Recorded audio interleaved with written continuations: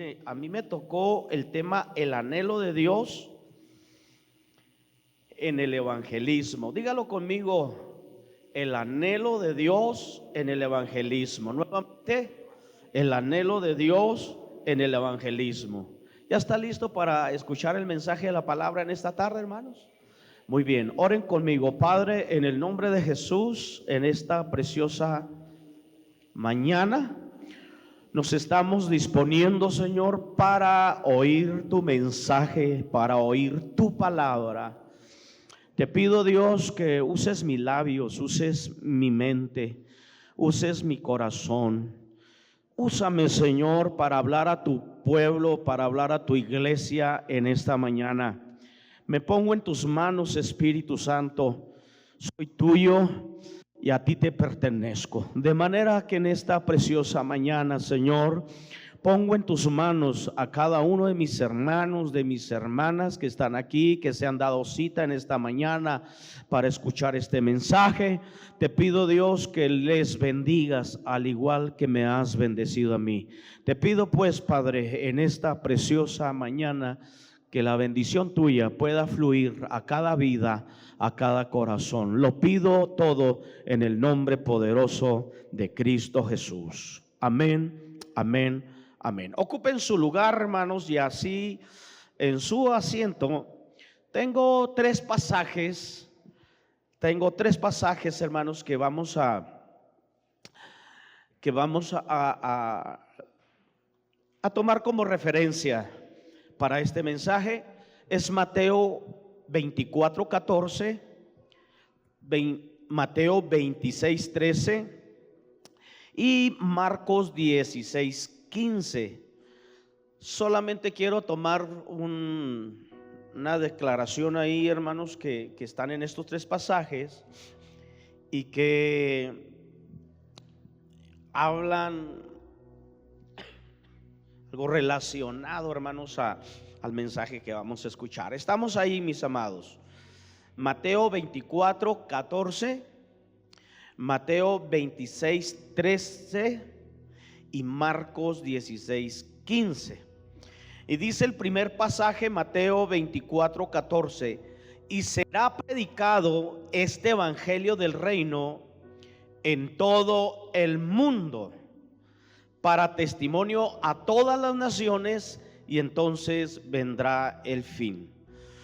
Lo que voy a tomar: y será predicado este evangelio del reino en todo el mundo. Muy bien, Mateo 26:13, hermanos.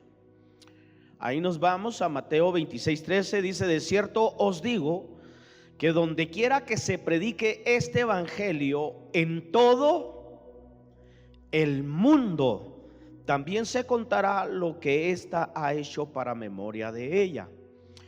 Marcos 16:15. Lo repito, Marcos 16:15. Y les dijo: id por todo el mundo y predicad el evangelio a toda criatura. Y les dijo: id por todo el mundo. Entonces enfatizamos de que el evangelio, hermanos, será predicado en todo el mundo. Si podemos analizar estos tres pasajes, no son de un paralelo, sino tienen un contexto totalmente diferente, hermanos.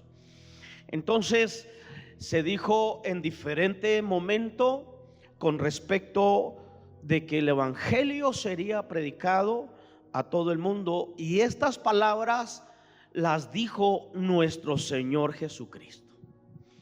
Cuando hablamos del evangelismo, estamos hablando del evangelio o de las buenas nuevas en acción. Sí, si decimos evangelio es buenas nuevas, sí. Pero cuando hablamos de evangelismo, estamos hablando de que esas buenas nuevas deben de estar en acción. Y la iglesia es la responsable, hermanos, para llevar adelante, hermanos, este evangelio, esta palabra viva.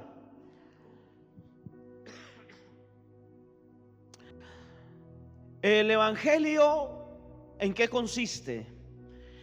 ¿En qué consiste el evangelio, hermanos? Bueno, son buenas nuevas. Y Pablo nos lo dice en 1 Corintios capítulo 15. Dice: además os declaro, hermanos, el evangelio que os he predicado, o las buenas nuevas que os he predicado, el cual también recibisteis, en el cual también perseveráis, por el cual asimismo, si retenéis la palabra que os he predicado, sois salvos, si no creísteis en vano. Porque primeramente os he enseñado lo que asimismo recibí, que Cristo murió por nuestros pecados conforme a las Escrituras. Este es el evangelio, que Cristo murió por nuestros pecados conforme a las Escrituras, y que fue sepultado y que resucitó al tercer día conforme a las Escrituras, y que se sentó a la diestra de Dios Padre para interceder por nosotros. Esa, hermanos, es la parte esencial del evangelio. Es la parte esencial que nosotros debemos, hermanos, de predicar. Cuando analizamos a veces las redes sociales, hermanos, vemos que muchas personas entran a las redes sociales, pero no predican el evangelio. A veces predican una doctrina, a veces predican una iglesia, a veces predican una organización, y están descontextualizados en relación al evangelismo, totalmente. Ahora, quiero responder a estas dos preguntas en relación al tema que me tocó. ¿Por qué Dios anhela que el evangelio sea predicado por todo el mundo? ¿Cuáles serán los motivos o las razones de que encomiende esta tan grande asignación? La respuesta, ¿sabe por qué? Porque Dios siempre se ha preocupado por la humanidad desde que la creó. Dios siempre se ha preocupado por la humanidad. No crea que porque Adán y Eva pecaron, Dios ya los abandonó. En ninguna manera, mis amados hermanos. Él se preocupó desde el momento que Adán y Eva fracasaron en la enmienda de no comer del fruto del árbol de la ciencia del bien y del mal. Él se siguió preocupando por el ser humano.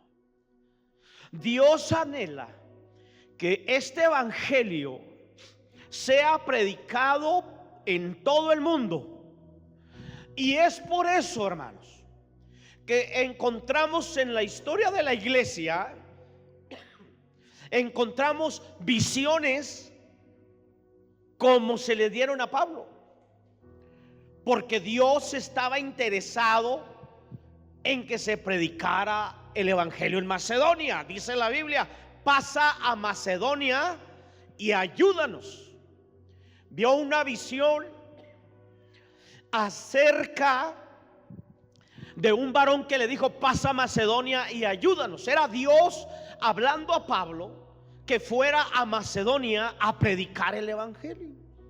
A Pedro el Espíritu Santo le dijo, cuando estaba ayunando y estaba arriba en la terraza y vio una visión donde veía de todo tipo de animales, y el Señor le dijo: mata y come. Y él le dijo: no, porque cosa inmunda no ha entrado en mi vientre. Entonces estaba en esa situación cuando llegaron 3 soldados de Cornelio, que fue enviado por un ángel que le dijo a Cornelio que mandara a traer a Pedro, y que éste le tenía que decir lo que iba a hacer. Entonces el ángel se le presenta a Cornelio y le dice lo que tiene que hacer, de traer a Pedro. Y Pedro acá está esperando la comida, que le preparen la comida. Cuando le habla el Espíritu Santo, dice: ahí están 3 hombres, ve con ellos porque yo los he mandado. Eso es el anhelo de Dios, hermanos, en relación al evangelismo. Y leemos todo el libro de los Hechos, y vemos el libro de los Hechos, hermanos, y vemos nosotros un sinnúmero de experiencias, hasta donde se aparecieron ángeles para dar una enmienda, para dar una encomienda en relación, hermanos, de ir a predicar el evangelio. A Ananías se le dice en relación a Pablo, ¿verdad?, que vaya y ore por Pablo para que reciba la vista y reciba a Jesucristo, porque este hombre iba a llevar el evangelio a los gentiles, a los judíos, y iba a estar delante de los reyes. Entonces, Dios siempre ha tenido ese anhelo. Entonces, ¿por qué Dios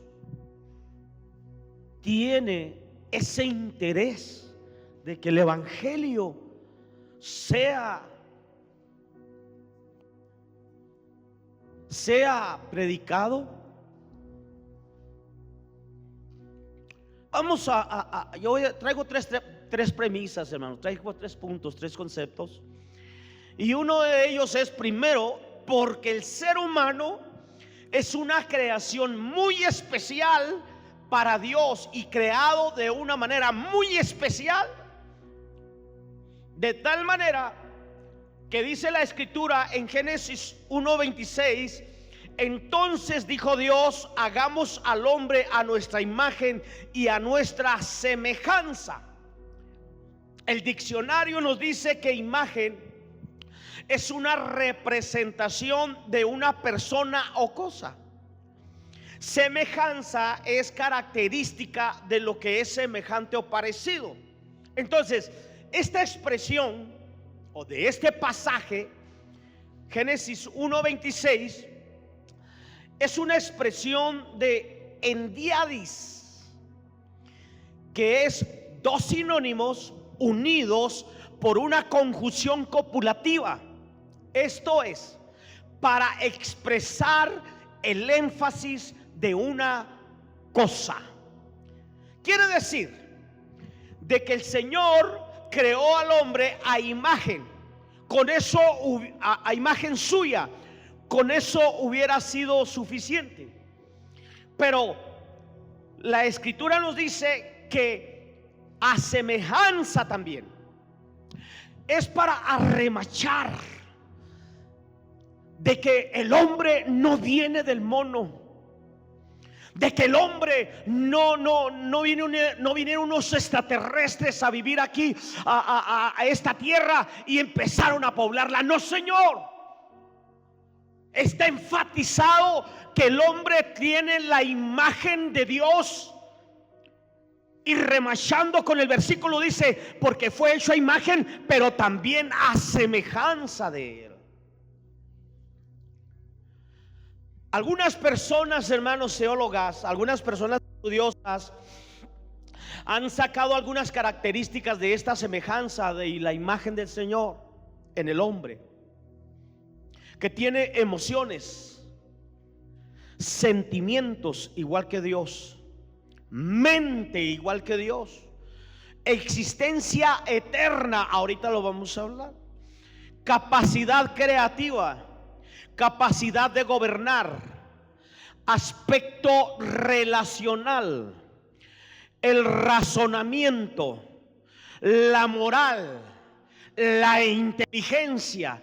Estas características y etcétera, otras más, son características que nos muestran la imagen de Dios en nosotros. Son muchas. Somos una creación, hermanos, tan especial que contamos con muchas características que los animales no tienen. Sin embargo, cuando analizamos la primera civilización, que fue alrededor de 1681 años según mis números,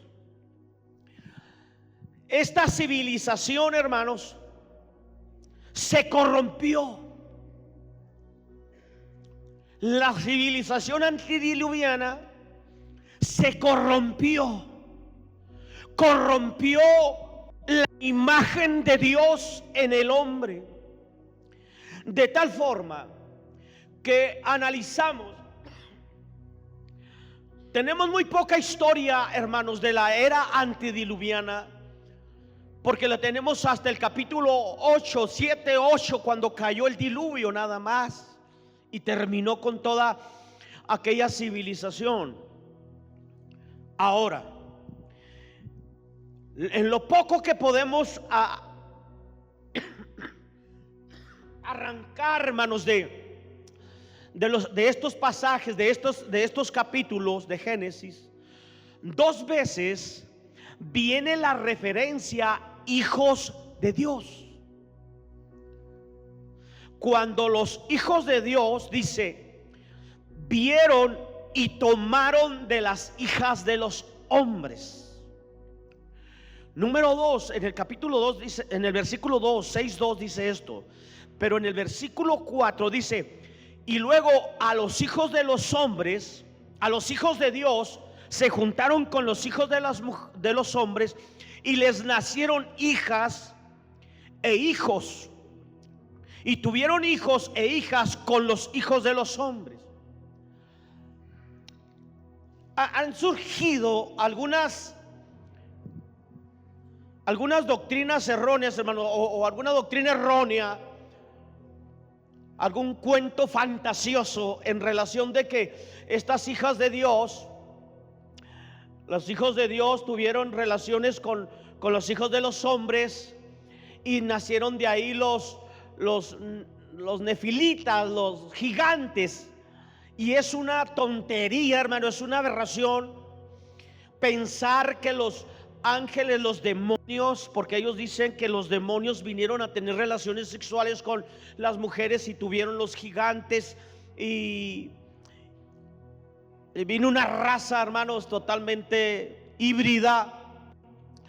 Sin embargo, hermanos, nos damos cuenta que no es por ahí la cuestión, porque cuando encontramos nosotros en Lucas capítulo 3 y encontramos lo que es la genealogía de Jesús en retrospectiva, que va hacia atrás, terminando con Adán, y dice la escritura que Adán, hijo de Dios.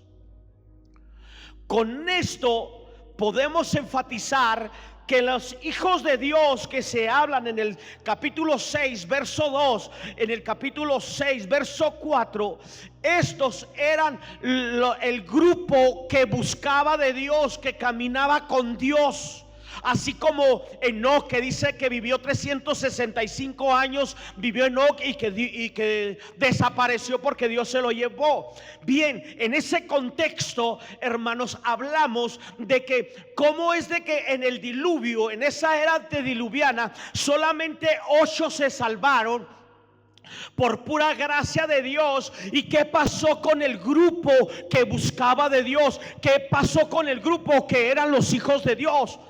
Estaban los hijos de Dios y estaban los hijos de los hombres. Se les llama hombres que buscaban, que vivían conforme a la naturaleza humana. Aleluya. Y se corrompió totalmente aquella civilización, de tal manera que Dios decidió exterminar aquella civilización con agua. Y dice la escritura que no había absolutamente nadie. Los hijos de Dios se habían corrompido también. Ese es el contexto verdadero.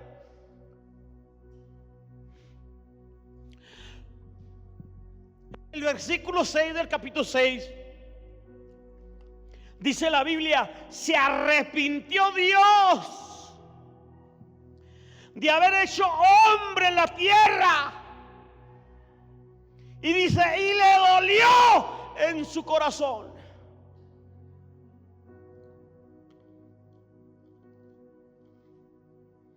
Un dolor profundo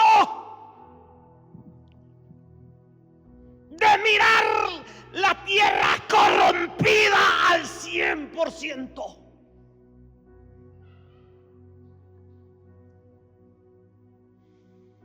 Que no hubo manera más.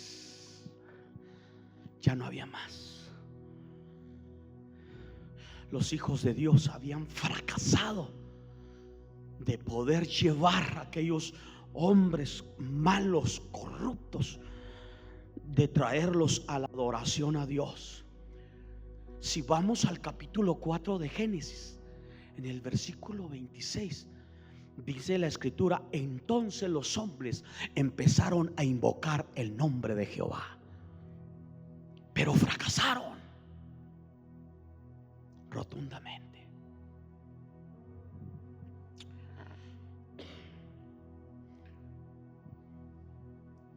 Hay un canto que dice: Dios por el cielo nunca ha llorado.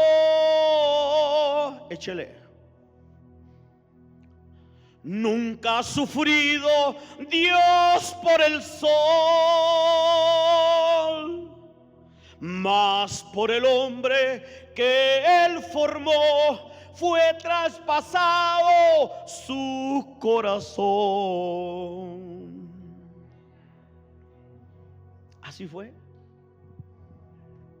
La primera civilización con una edad de 1681 años fue destruida. La imagen de Dios se había corrompido. ¿Y cómo estamos el día de hoy? ¿Cómo estamos, hermanos? ¿Cómo está nuestro mundo el día de hoy? Da miedo. Y cada vez, hermanos, es peor. Pablo, escribiendo hace cerca de 2000 años, hablaba y decía, escribiendo ahí a Timoteo, y dice: pero el Espíritu dice claramente que en los posteros tiempos vienen tiempos peligrosos. Y empieza, hermanos, una lista de la apostasía y acerca de la maldad que se multiplicaría. ¿Por qué Dios, hermanos, anhela que el evangelio sea predicado? ¿Por qué? ¿Acaso lo diría con dureza cuando dijo: este evangelio será predicado a todo el mundo, a todas las naciones, para testimonio de ellos, y después vendrá el fin? ¿Acaso lo diría con una dureza? ¿O lo diría, hermanos, con corazón partido?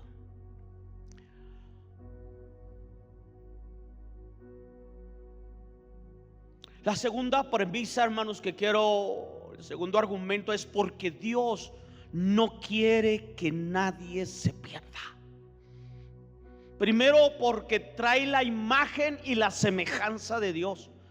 Dios se interesa por el hombre, pero porque no quiere tampoco que nadie se pierda. Jesús expresó estas palabras, hermanos, cuando en la historia de Zaqueo, y dijo: el Hijo del Hombre vino a buscar y a salvar lo que se había perdido.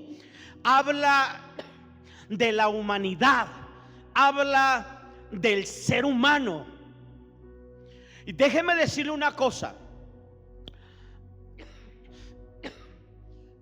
Hay dos experiencias muy marcadas en la vida del creyente.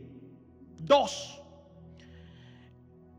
En aquellos que conocen a Cristo, que tienen una experiencia con el Señor Jesucristo. Si ahorita tiene esa experiencia y Dios lo salva, quiere salir de aquí corriendo, llegar a su casa y decirle a su familia: Cristo me salvó, Cristo me cambió. Es el primer sentimiento espiritual que viene del Espíritu Santo, para que la gente, en cuanto tenga una experiencia personal con Cristo, vaya corriendo, aleluya, a predicar, a hablarle a la gente, a los suyos, que Jesús los ha salvado. Al endemoniado gadareno, cuando lo libertó, el endemoniado dijo: déjame ir contigo. A él, el Señor le dice al endemoniado: no, ve y dile a los tuyos lo que Dios ha hecho, cuán grande Dios cosas ha hecho Dios contigo. Ve y testifícales. De manera que si usted, algún creyente, ha conocido a Cristo, ha tenido la experiencia personal con Jesús y no ha hablado de Cristo, está en un error y su salvación puede estar en duda, porque es la primera experiencia que uno tiene con el Señor, de salir corriendo a hablarles a la gente. Su servidor en San Francisco del Oro caminaba, un muchachito, hermanos, que no daba ni 5 centavos por él. Pelo largo, paño amarrado, hermano, y caminaba que quítate que ahí te voy, ¿verdad? No sé si se me ha compuesto el caminado, si me ven ustedes diferente caminar, hermano. Y cuando Dios me salva, voy y me paro en la plaza donde toda la gente me conocía a mí por el simple hecho de cómo me vestía. Y me paraba en la plaza en los domingos y entre semana a predicarles el evangelio de Jesucristo. Se me amontonaba la gente, hasta por allí se me acercaba el sacerdote y se me ponía enfrente en su mueble. Pero tenerle miedo al hombre jamás. Si al diablo no se le tiene miedo, al hombre menos. Y le testificaba, y lo anduve buscando. Hablé con él, con el sacerdote, hermanos, y le dije: ustedes tienen a su gente con una sarta de mentiras. Y empecé a hablarle de Jesús y hablamos ahí. Mis amados hermanos, esa es una experiencia. Agarraba, yo iba a la escuela dominical.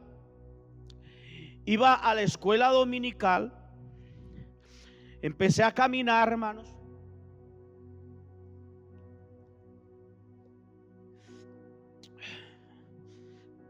En los caminos de Dios empecé a recibir la palabra, las enseñanzas. Pero luego voy leyendo el libro de Daniel. Y hermanos, hay unas tremendas profecías y del fin del mundo. Y en el altar, me acuerdo aquella ocasión en el altar, me arrodillé y le dije: Señor, aquí estoy. Si de algo te sirve mi vida, aquí estoy. Aquí estoy. Dios tomó en serio esas palabras llamándome al ministerio. Cuando Dios lo llama al ministerio a uno, es para servir a Dios con más eficacia, pero para predicar el evangelio. Porque esa es nuestra enmienda. No dejamos, aunque estemos cuidando un ministerio, estamos fungiendo un ministerio como pastores, hermanos, no obstante, no se nos debe quitar el evangelio de nuestros labios, aleluya, para hablarle a la misma gente, hablarle a las personas. Dios, en esas dos experiencias personales, cuando yo conozco de Cristo, mi primera intención es ir a predicar de Jesús. Y se me vino, hermanos, el llamamiento. Le decía yo a mi maestro de escuela dominical: hermano, ¿qué hago? ¿De qué? Quiero predicar, quiero que todo el mundo conozca de Jesús. Dijo: espérese, dijo, los apóstoles pasaron por 3 años en la escuela de Jesucristo. Mire, hermanos, cuando yo fui bautizado, muchos hablan en lenguas, muchos tienen visiones. Mi experiencia, no sé cuántos la pudieron haber experimentado también, pero mi experiencia fue cuando me bajan al agua y cuando me suben, se me clavó un dolor en mi corazón por mi familia. Al salir de la alberca bautizado e irme a cambiar, en vez de arrodillarme para darle gracias a Dios, fue mi primera intercesión profunda, fuerte, dolorosa por mi familia.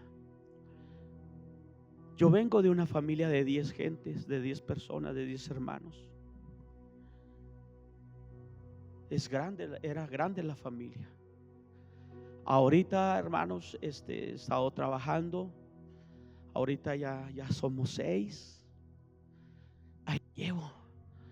Ya no estoy solo, ya me ayuda mi hermana, ya me ayuda el otro hermano. Ya no estoy solo. Y qué importante. Es importante que nuestra familia, hermanos, traerlas a los pies de Cristo. Dios no quiere que nadie se pierda. Dígalo, iglesia, conmigo: 1, 2, 3. Dios no quiere que nadie se pierda. Bendito sea Dios. Aquella esposa, hermanos, del pastor Ku Klux Klan me dice: hermano, quiero platicar contigo de nuestras doctrinas. Quiero decirte que estás mal. Yo vivía en San Francisco del Oro, la señora vivía en Parral. Le dije: claro que sí. ¿A qué horas quiere que esté allá? Dijo: a tales horas.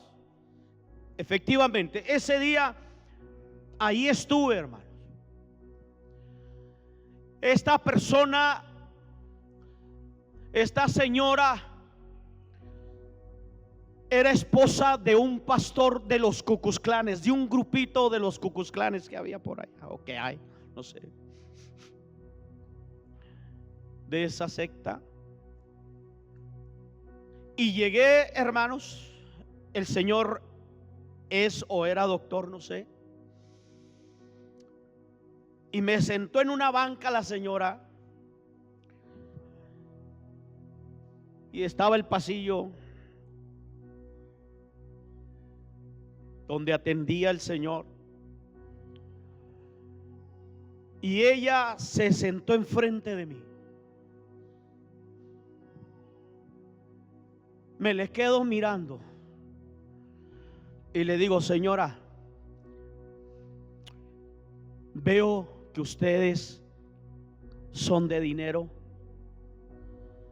Veo que a ustedes no les hace falta nada, que todo lo tienen.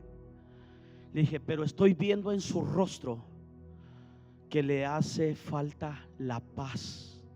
Y esa paz que a usted le falta es Jesucristo. No vengo a debatir de doctrinas. En este momento quiero decirle que le hace falta Jesucristo a su corazón. En ese momento, hermanos, el Espíritu Santo hizo presencia tan fuerte en ese lugar que, hermanos, empezó a llorar.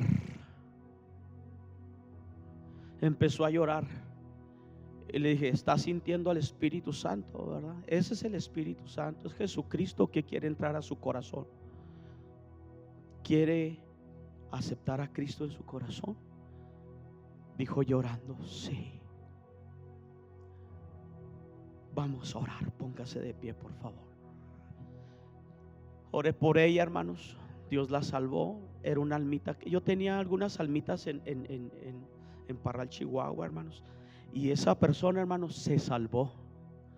Era ya en el tiempo en que yo me iba a ir al instituto.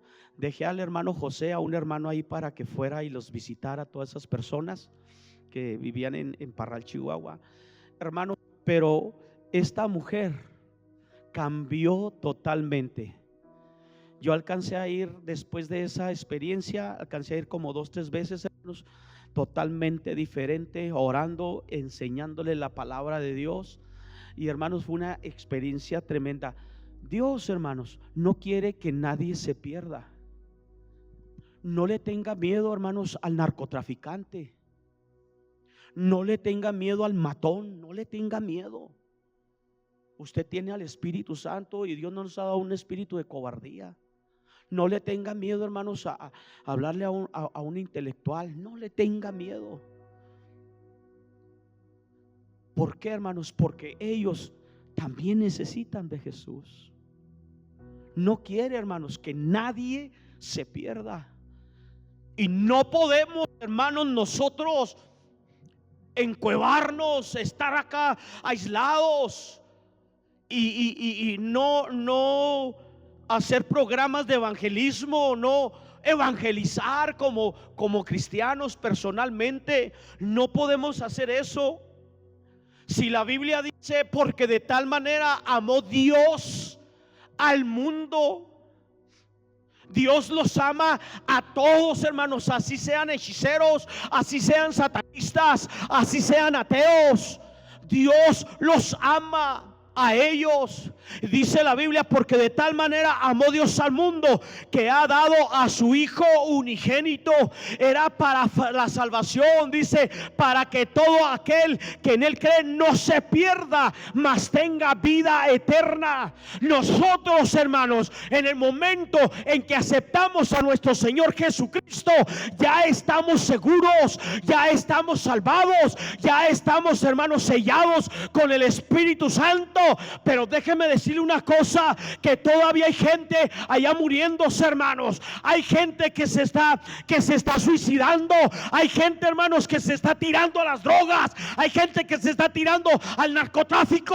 Y nosotros necesitamos alzar la voz en Nuevos Casas Grandes. ¿Cuántos dan gloria a Dios en esta tarde? A su nombre.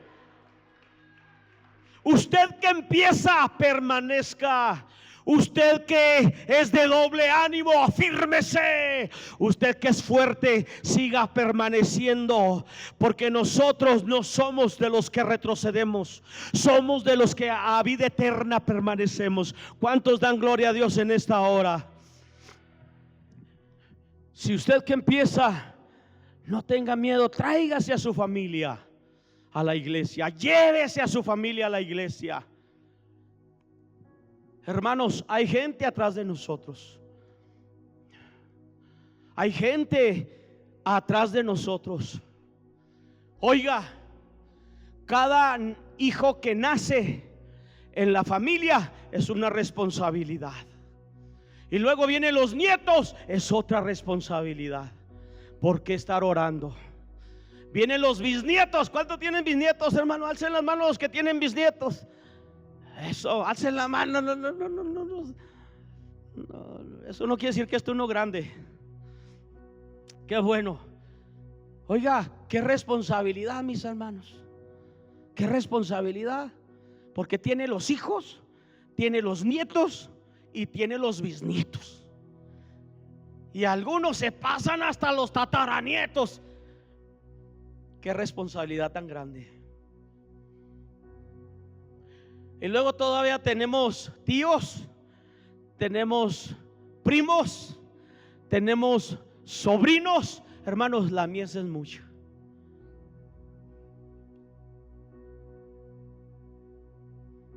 Ahora, es grande el trabajo.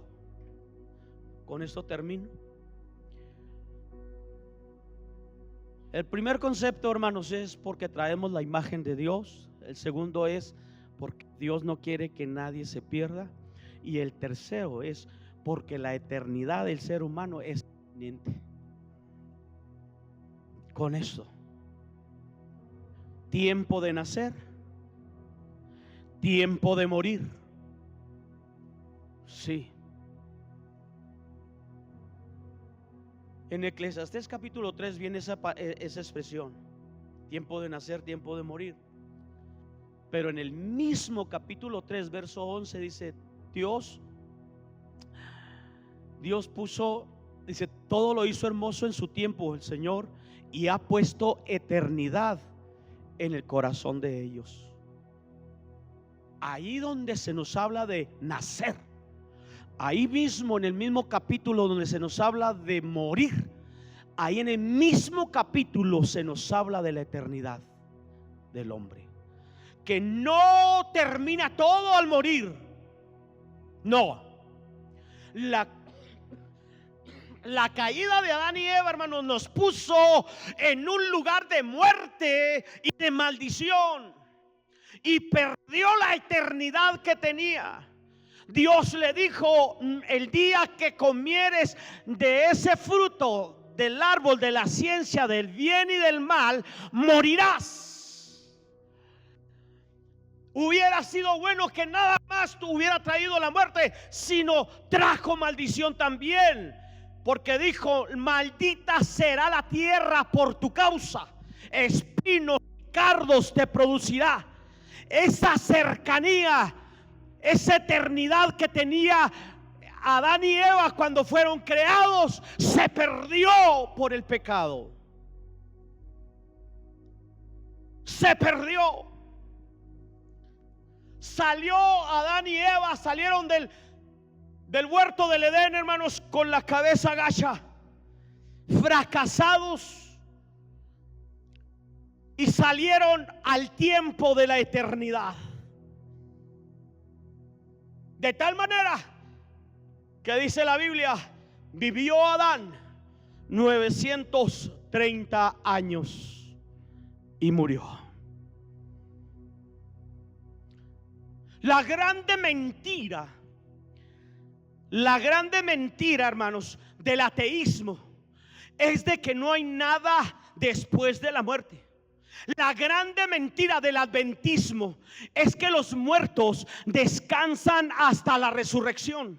La grande mentira de la doctrina de la reencarnación, de que vamos reencarnando en otras personas o en animales, y la gran mentira de la doctrina del mormonismo, donde hay que ir a poblar otros mundos. No creamos, hermanos, a esa sarta de mentiras, a esa sarta de cuentos. Creamos lo que dice la Escritura. Él desea, hermanos, que el ser humano conozca su gloria. Él desea que el ser humano conozca, aleluya, la gloria eterna. Porque aquello que perdió Adán y Eva en el huerto del Edén, Jesucristo ha sacado la inmortalidad para que nosotros en cuerpo, en alma y en espíritu podamos irnos a reinar con Él. ¿Cuántos dan gloria a Dios en esta hora? ¿Cuántos les dan gracias a Jesucristo, a su nombre? La eternidad del hombre es inminente. Usted se puede morir ahorita. Yo me quedaré para unos 100 años más. No. Pero usted se puede morir ahorita, saliendo de aquí.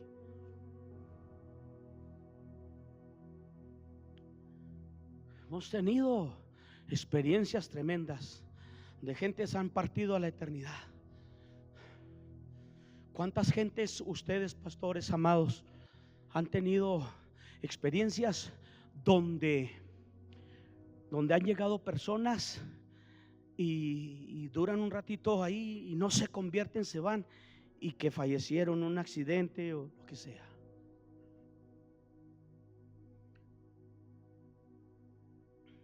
Mire, hay un pasaje que a mí me tocó mucho en el corazón cuando lo escribí, lo leí por primera vez. Quiero que vayamos ahí a Lucas capítulo 16.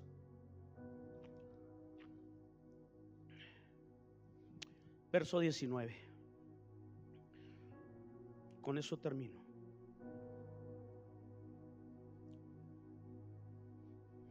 Con esto termino. Había un hombre, Lucas, repito el pasaje, empiezo a leer.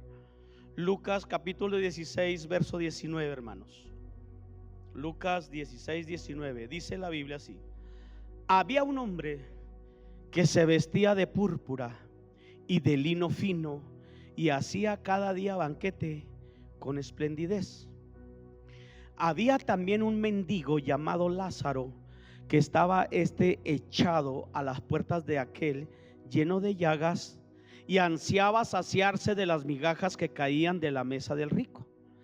Y aún los perros venían y le lamían las llagas. Esto, aquí en estos pasajes, no pierda la escritura. Estos pasajes nos están hablando de dos personas que vivieron, porque el Señor en esta ocasión, hermanos, dice que había un hombre rico, había también un mendigo. Esto de había es una historia. Platiqué, hermanos, con un adventista. De antemano duramos alrededor de 4 horas orando platicando en relación a la inmortalidad del alma, y llegamos a este pasaje. Y en este pasaje para ellos es una parábola. Y yo le decía, no, es una historia. Y él me dijo, a ver, deme su interpretación. Le dije, es que no tiene interpretación, nada más es lectura y es ir entendiendo lo que se va leyendo. Le dije, cuando yo le leímos y le fui explicando, entonces yo le dije, ahora deme usted este pasaje como parábola. Y no, ya me dio no, le dije, está muy pobre su interpretación. No, está muy torcida, le dije. Pero esta es una historia. Estos dos hombres, era un rico. Se habla, hermanos, de dos polos opuestos. Uno muy rico y otro muy pobre y hasta enfermo. El rico se vestía, hermanos, de púrpura y de lino fino, o sea, lo más caro de aquel entonces. Y dice y dice la Biblia, y hacía cada día banquete con esplendidez. Pensé yo, dije, a lo mejor es una hipérbole. Todos los días hacer banquete, hermano, sería todos los días hacer banquete. Dice que todo, y hacía cada día, dice, banquete con esplendidez. Pero también había un mendigo llamado Lázaro, que estaba echado a las puertas de aquel, o sea, estaba cerca, estaba a la vista, ¿sí? Lleno de llagas, estaba enfermo, y luego traía hambre y ansiaba saciarse de las migajas que caían de la mesa del rico. Entonces aconteció que murió el mendigo.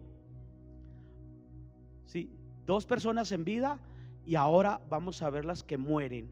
Aconteció que murió el mendigo y fue llevado por los ángeles al seno de Abraham. Cuando usted muera, parece ser que los ángeles se lo van a llevar. Y murió también el rico y fue sepultado. Y en el Hades o en el infierno, se está hablando del rico, alzó sus ojos estando en tormento. Ya en el lugar del infierno alzó sus ojos. Ya de muerto, vemos nosotros que las personas, por lo menos aquí en este pasaje, vemos nosotros 4 sentidos. Nosotros tenemos 5 sentidos por los cuales nos comunicamos con el mundo. Es oído, vista, olfato, gusto y tacto. Y por lo menos en este pasaje estamos viendo 4. Entonces dice, y él alzó sus ojos. ¿Qué están ahí, hermanos? Diga conmigo, la vista.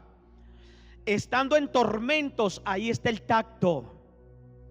Y vio de lejos, ahí está la vista, a Abraham y a Lázaro. Los vio de lejos, diga de lejos. No estaban cerca, estaban lejos. Entonces él, dando voces, dijo: Padre Abraham, ten misericordia de mí y envía a Lázaro para que moje la punta de su dedo en agua y refresque mi lengua, porque estoy. ¿Dónde está? Dice, estoy en una condición, dice, de atormento, porque estoy atormentado en esta llama. Pero Abraham le dijo, ahí está el oído donde escuchó Abraham.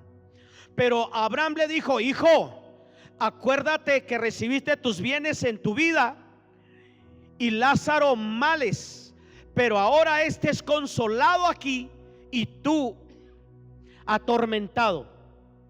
Además de todo esto, una gran cima está puesta entre nosotros y vosotros, de manera que los que quieren pasar de aquí a ustedes no pueden, ni de allá pasar para acá.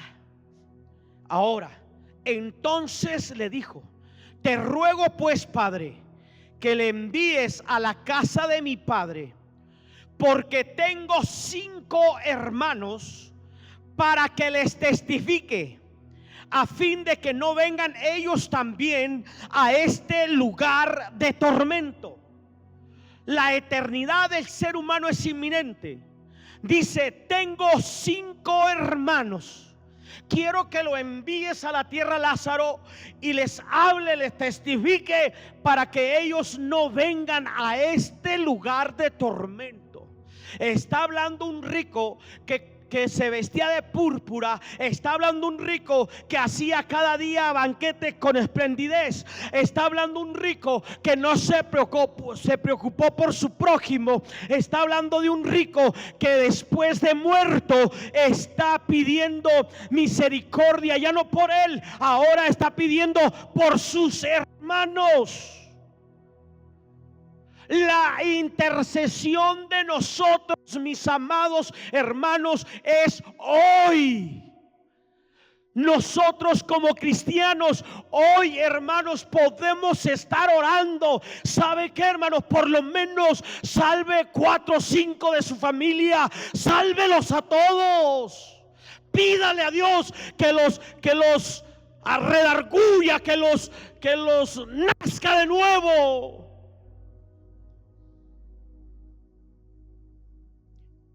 Es la primera oración de intercesión que a mí me surgió cuando yo recibí el bautismo en agua, con un dolor, con una profundidad. Sigo orando por mi familia, sigo pidiendo por mi familia. Quiero arrastrarlos a los pies de Cristo para que ellos también puedan ir al reino de los cielos, donde yo voy a ir. Si usted ama a su familia, no le diga que los ama, sino ora por ellos. No le diga que los ama. Claro, los ama en un sentido relacional. Es mi esposo, es mi hijo, es mi primo, lo que sea. Pero quiéralos un poquito más allá de ese estado relacional. Quiéralos como almas eternas. Véalos como almas eternas. Es una gran responsabilidad Cada hijo que nace en un hogar, cada nieto que nace en un hogar es una grande responsabilidad. Bendito sea el nombre de Jesús. Termino con esto. Dijo él: tengo 5 hermanos. Oiga, ¿por qué no se preocupó en vida? Ahora está muy preocupado allá.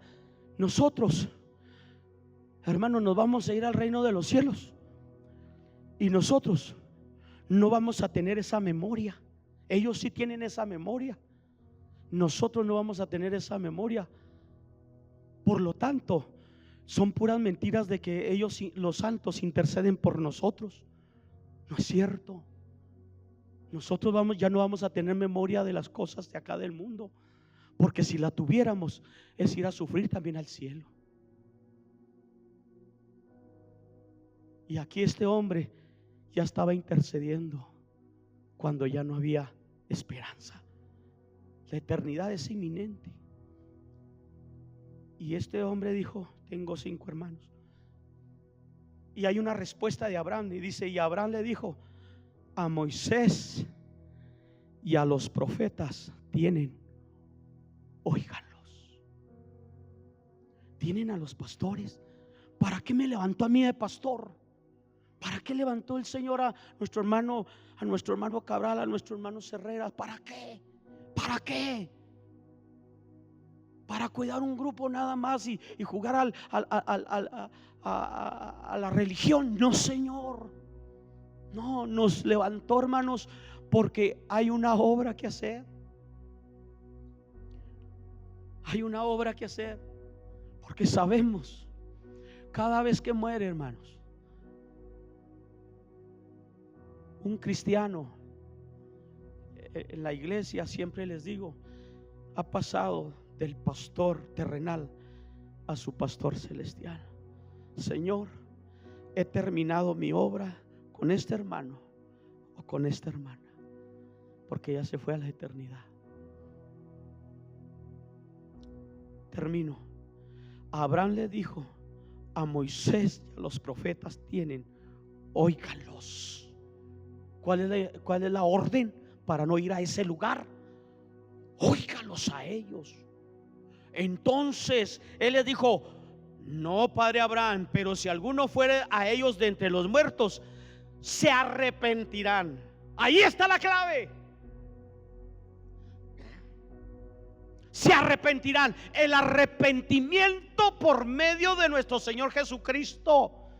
El anhelo de Dios de que el evangelio sea predicado son las buenas nuevas de Jesucristo. Jesucristo murió, Jesucristo fue sepultado, Jesucristo resucitó, Jesucristo se sentó a la diestra de Dios Padre y viene por nosotros. Es el evangelio que debemos predicar principalmente. Y aquí dice: si alguno fuera de ellos entre los muertos, se arrepentirán. Esta es la palabra. Es la palabra. Para entrar al reino de los cielos se necesita arrepentimiento. No importa lo muy bajo que haya caído usted, si usted se arrepiente, se va con el Señor. Aquel malhechor que estaba en la cruz del Calvario al lado derecho era un malhechor, malos hechos. Por eso estaba colgado, por eso se merecía la cruz. Sin embargo, él le dijo: acuérdate de mí, Señor, cuando vengas en tu reino. Solamente eso, solamente reconocer a Jesús. Y Jesús le dijo: de cierto te digo, hoy estarás conmigo en el paraíso. Mas Abraham le dijo: si no oyen a Moisés, si no oyen a los profetas, tampoco se arrepentirán, aunque alguno se levante de los muertos. Pónganse de pie, hermanos. El anhelo de Dios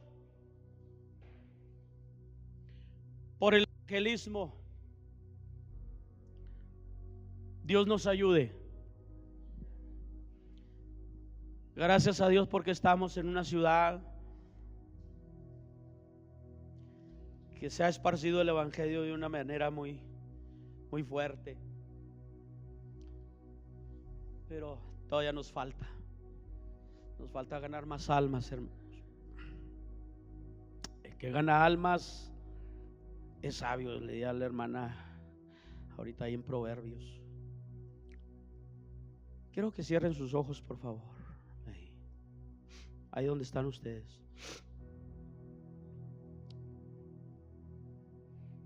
Que Dios tenga piedad de nosotros. ¿Por qué Pablo escribe esas palabras que dice: despiértate que tú que duermes, levántate de los muertos y te alumbrará Cristo? Está hablando una iglesia, una que duerme, y está hablando a otra persona que está muerta. Cristianos que ya no quieren ir ni siquiera a la iglesia. ¿Qué podemos decir de ellos? ¿Dormidos?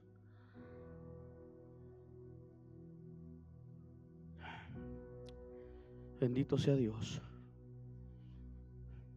Dios nos ayude. Puede elevar una oración en este momento, hermano, hermana, a favor de su, por lo menos de su familia. Ya si no son sus amigos, si quiere añadir a sus amigos, adelante.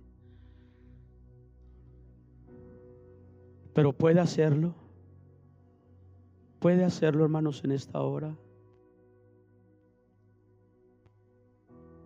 ¿Valdrá la pena su hermano, su hijo, su nieto? ¿Valdrá la pena una lágrima suya de intercesión?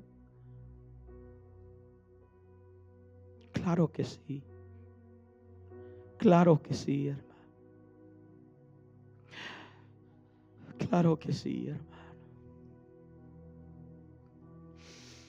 Dios nos ayude, hermano. La primer civilización, hermanos. Vaya, si podemos ser duros, decir fue un desastre. Porque nomás Noé dijo: solo tú, Noé, has hallado gracia delante de mí. Se salvaron los hijos, se salvó la familia, pero pues quién sabe. ¿Cómo está nuestra familia, mis amados hermanos? ¿Cómo está su familia? ¿Cómo está? La eternidad de ellos es inminente. No importa si están jóvenes, si están niños, si están adultos, si están ancianos, si están sanos o están enfermos. La eternidad es inminente para cada uno de nosotros.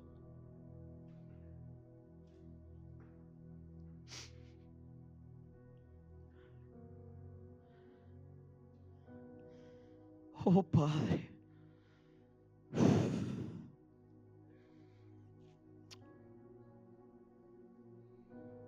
que Dios los ayude a ustedes y me ayude a mí, hermanos. Que no nos deje, que Dios no nos deje en paz, porque somos responsables de nuestros prójimos. Somos responsables de nuestras generaciones nosotros. Otras generaciones ya pasaron y ya hubo otros responsables. Ahora nos toca en este tiempo a nosotros. ¿Para qué nos salvó el Señor? Nada más para irnos al cielo y punto, y se acabó. No, Señor. Los salvó y nos dejó aquí para que trabajáramos por Él. Nos salvó y nos dejó aquí. Hermanos, si nos da años, muchos años de vida, siempre va a haber trabajo en el Señor. Siempre va a haber una forma de estar trabajando para el Señor. Si usted, mi amado hermano, ya no puede caminar, ahí interceda por los predicadores, por los pastores, interceda por nosotros, para que podamos hablar la palabra de Dios como debe ser.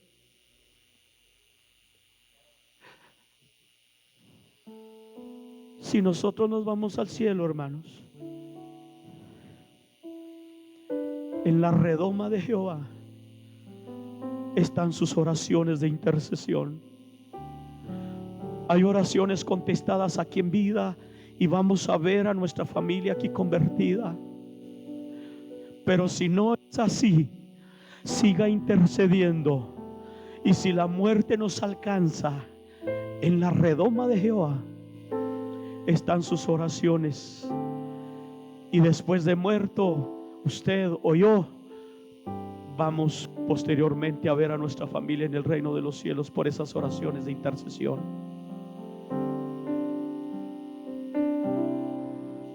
Ayúdanos, Señor. Ayúdanos. Ayúdanos.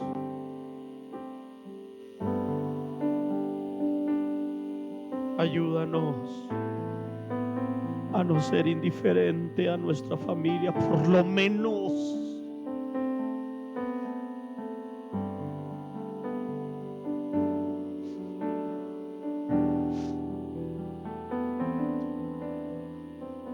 Padre,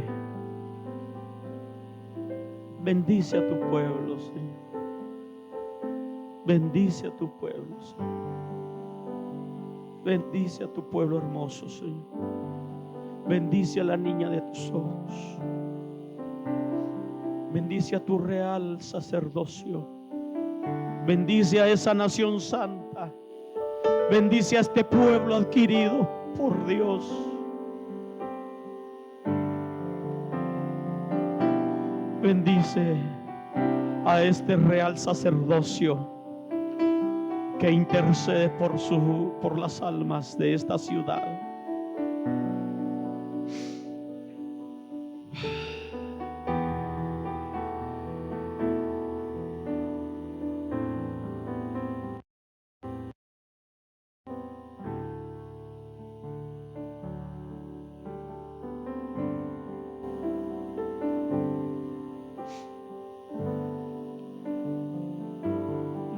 No diga ya le hablé, ya le terqué. No, sígale terqueando,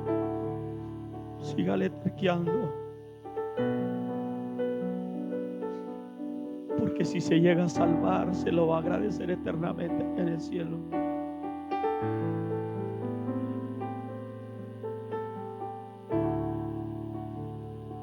Sígale terqueando, hermano, hermana, a su familia, a sus hijos, a sus nietos. No baje la guardia. No baje la guardia. Es necesario evangelizar nuestra familia. Involúcrese en el trabajo de evangelismo en la iglesia.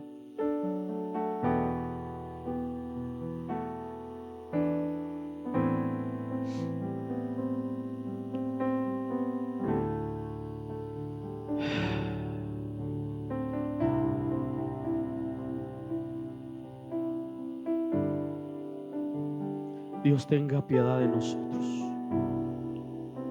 Gracias, Señor. Hermana Saraí, gracias, Jesús.